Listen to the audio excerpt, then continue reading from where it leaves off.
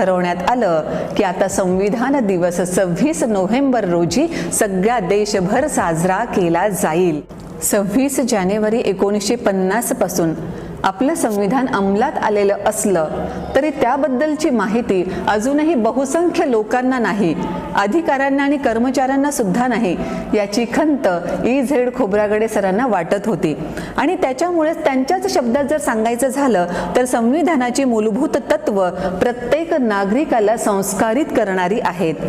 संविधानातील मूलभूत गोष्टी या माणसाच्या प्रतिष्ठापूर्वक जगण्याशी आणि विकसित अस्तित्वाशी निगडीत आहेत. मला हे वाक्य तर खूप जास्त आवडलं. भारतीय संविधान म्हणजे राष्ट्रीय एकात्मता, बंधुता आणि देशाच्या संपन्नतेचा जगातला अत्यंत सुंदर राष्ट्रग्रंथ आहे.